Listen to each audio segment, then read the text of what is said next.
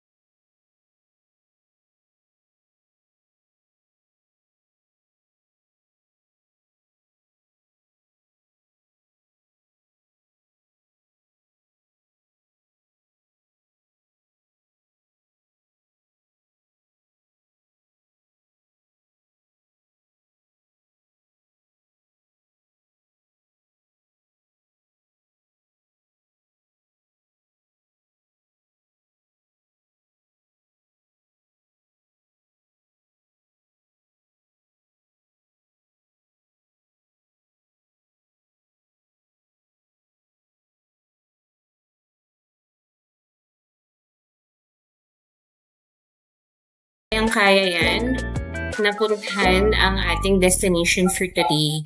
So, makikita natin lahat ng madadaanan natin is nakaka-inlove talaga yung mga scenery. Actually, yung doon sa Tagaytay area na nakikita ninyo na magagandang scenery is actually scenery yon sa Laurel, Batangas.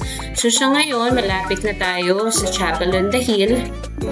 Then, when we arrive there, malapit nang mag-umpisa yung Mass. Then afterwards, naghanap lang tayo ng spot dyan kung saan pwede pa tayo umpo. Kasi for today, punong-puno talaga yung chapel natin. And yan, medyo naihi ako. Kaya pumunta ako sa kanilang comfort room. And napakaganda ng kanilang comfort room. Napakalinis. So, afterwards, after namin magsimba, is we go back home para gumawa pa ng mga ibang gawaing bahay. Like yan, tutinutpi ko na yung mga damit ni tatay. And nilalabahan na yung mga ginamit na mga kobre kama para may magagamit ulit kami pagbalik namin dito sa province. Then afterwards, after tupiin yan, is nag-pack up na kami, umuwi na kami, and we drop by sa isang bilihan ng mga isda. Ayan, napakamura lang yan. Yung malaki yung binili namin, 200 pesos lang siya namin napili. Then afterwards, pumunta kami sa isang gasoline station para magpagas. And alam naman nating lahat na napakamahal ngayon ng gasolina. So yan, ilang liters lang ang napagas namin sa 1,000 pesos. Nasa sobra 10 liters lang. Then we go back home in Manila. Pero bago matapos itong video natin, i-share ko sa inyo na meron kaming mga ginagawang mga different strategies sa province, lalo na sa aming probinsya is marami talagang beses na nawawala ng kuryente. Kaya itong mga electric fans namin karamihan is rechargeable, or meron kaming mga gamit na talagang solar yung ginagamit namin. Since hindi pa namin kayang bumili ng solar panels para paganahin yung buong bahay na ang gamit lang ay solar.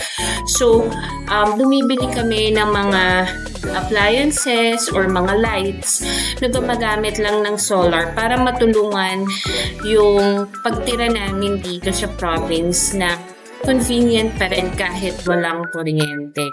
So, almost dito sa paligid ng aming bahay is puro solar yung ginagamit namin na mga lights. Then also, gumagamit din kami ng parang malaking power bank para dyan kami makapagsaksak ng mga electrical appliances namin kapag biglaan nagkaroon ng brownout. Also, gumagamit din kami ng power bank para if ever na nawalan ng kuryente, is magkakaroon pa rin kami ng connectivity. So, I hope na-enjoy nyo ang ating video for today.